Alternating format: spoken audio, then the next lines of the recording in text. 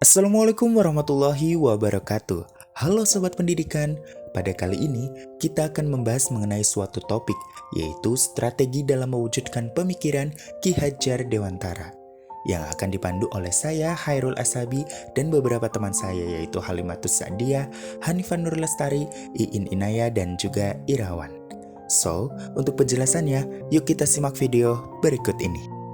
Pemikiran Ki Hajar Dewantara menganggap suasana pembelajaran yang menyenangkan adalah pembelajaran yang tidak menegangkan, yang mampu membimbing peserta didik dan berpihak pada mereka. Artinya berpihak seperti apa? Artinya pembelajaran itu harus menghargai keberagaman dalam kemampuan, minat, bakat, dan latar belakang individu. Pemikiran Ki Hajar Dewantara yang relevan dengan keberpihakan pada peserta didik yaitu Ingarso Suntulodo. Artinya pendidik harus dapat menjadi panutan sehingga mereka lebih mudah membersamai peserta didik. Kemudian Ing Madya Mangunkarso, artinya pendidik harus mampu memberikan motivasi kepada peserta didiknya. Motivasi ini dapat muncul jika lingkungan belajar peserta didiknya itu menyenangkan. Suasana yang menyenangkan ini membuat mereka lebih terbuka kepada pendidik, yang berujung kepada keberpihakan pendidik kepada peserta didiknya. Kemudian Tutur Handayani, artinya memberikan kesadaran bahwa peserta didik itu punya tanggung jawab atas perbuatannya sendiri. Hal ini menandakan bahwa pendidik itu tidak harus selalu berpihak kepada peserta didik ketika mereka salah, namun juga perlu diingatkan apabila mereka tersesat dan butuh bimbingan. Berdasarkan hal tersebut, kami mengusulkan beberapa strategi, yaitu strategi dengan menerapkan sistem Among dan sistem Meneng Wening Hanung Menang. Strategi mengatasi masalah peserta didik dengan sistem Among. Sistem Among berarti mengemong anak yang memberikan kebebasan anak bergerak menurut kemauannya, tetapi Pamong akan bertindak kalau perlu dengan paksaan apabila keinginannya akan membahayakan keselamatannya. Sistem Among yaitu mendidik anak tanpa tekanan agar anak merdeka batinnya, merdeka pikirannya, dan merdeka tenaganya.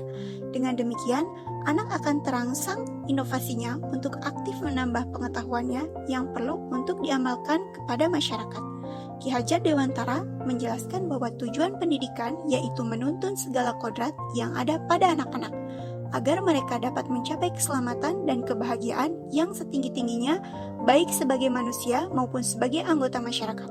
Oleh sebab itu, pendidik hanya dapat menuntun tumbuh atau hidupnya kekuatan kodrat yang ada pada anak-anak agar dapat memperbaiki lakunya dan tumbuhnya kekuatan kodrat anak. Dalam proses menuntun, anak diberi kebebasan, namun pendidik sebagai pamong dalam memberi tuntunan dan arahan agar anak tidak kehilangan arah dan membahayakan dirinya. Seorang pamong dapat memberikan tuntunan agar anak dapat menemukan kemerdekaannya dalam belajar.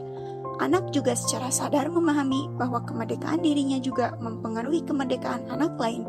Oleh sebab itu, tuntutan seorang guru mampu mengelola dirinya untuk hidup bersama dengan orang lain, menjadi manusia dan anggota masyarakat. Pemikiran Ki Hajar Dewantara yang relevan dengan keberpihakan pada peserta didik yaitu Ingarso Sungtulada. Pemikiran ini mengharuskan para pendidik untuk memiliki sikap yang baik di seluruh tingkah dan perilakunya, sehingga dapat menjadi panutan bagi peserta didiknya. Pendidik yang dijadikan panutan oleh peserta didiknya membuat mereka lebih mudah untuk membersamai para peserta didik. Ing Madya Mangunkarsa memiliki arti pendidik harus mampu memberikan motivasi kepada peserta didiknya. Motivasi ini dapat muncul apabila lingkungan belajar peserta didik dinamis, kondusif, serta menyenangkan. Suasana yang menyenangkan ini akan membuat peserta didik lebih terbuka kepada pendidik yang berujung kepada berpihaknya pendidik kepada peserta didik. Tutwuri Handayani, pemikiran ini memberikan kesadaran bahwa peserta didik mempunyai tanggung jawabnya sendiri atas setiap perbuatannya. Hal tersebut menandakan bahwa pendidik tidak harus selalu berpihak kepada peserta didik ketika mereka salah, namun juga perlu diingatkan apabila mereka tersesat dan butuh bimbingan. Selanjutnya, ajaran pendidikan yang dikedepankan oleh Ki Hajar Dewantara salah satunya adalah strategi Neng Ning Nung Nang mengenai sikap dan perilaku manusia. Neng kependekan dari meneng yang berarti diam dan tenang dengan perhatian untuk mendengar secara aktif. Gagasan Ki Hajar Dewantara dalam implementasinya di sekolah yakni seorang pendidik hendaknya menciptakan kesenangan, misalnya peserta didik diajak untuk melakukan games online dengan kuisis, TTS, atau tebak-tebakan bergambar lainnya. Nang ini berarti menang, yaitu ketentraman lahir yang dapat dirasakan oleh suasana fisik antara lain agar peserta didik tidak gaduh dalam pembelajaran. Kemudian Ning ini kependekan dari wening yang berarti jernih di hati dan pikiran. Ning berarti wening, yaitu ketentraman batin yang dirasakan oleh hati dan nurani yang jernih. Untuk mencapai rasa wening, kemudian berupaya berpikir yang rasional, tidak emosional, cara menyampaikan masalahnya dengan bahasa yang logis dan luntut sehingga akan menarik simpati orang lain. Suasana wening ini juga lebih kondusif untuk memberikan ide-ide penyelesaian masalah sesuai dengan nurani kemanusiaan dalam ajaran agama. Kemudian ada Nung, ini kependekan dari Hanung yang berarti kebesaran hati dan jiwa. Kebesaran jiwa tercermin dengan sikap legowo, menerima kritikan orang lain, tidak berpandang sempit, tidak fanatik, tidak hipokrit, dan tidak a priori. Sikap Hanung juga berkonotasi bersikap optimis, tidak pesimis, yaitu selalu memandang hari ke depannya dengan penuh harapan dan jiwa yang besar. Dengan kebesaran jiwanya akan tercapai kekuatan apresiatif dari masyarakat. Kemudian yang terakhir adalah Nang yang berarti menang, dan dapat wewenang baik secara batiniah maupun lahiriah.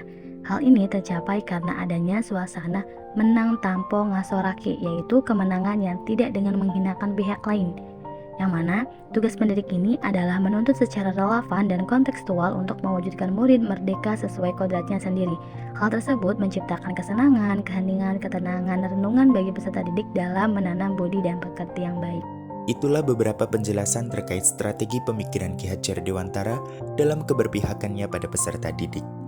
Hal ini memberikan kita pesan bahwa belajar merupakan kemerdekaan kita dalam batin, atau kemauan kita dalam belajar tanpa adanya tuntutan dari manapun. Kemerdekaan kita dalam berpikir, mengeksplorasi berbagai informasi dari beragam sumber, serta kemerdekaan atas tenaganya. Tentunya hal ini selaras dengan implementasi kurikulum merdeka, demi tercapainya individu yang merdeka belajar, dengan tujuan memperkokoh karakter bangsa yang tercantum pada penguatan profil pelajar Pancasila. Demikian presentasi dari kelompok kami. Apabila ada salah kata atau kalimat dalam menyampaikan, mohon dimaafkan. Terima kasih, sampai jumpa. Wassalamualaikum warahmatullahi wabarakatuh.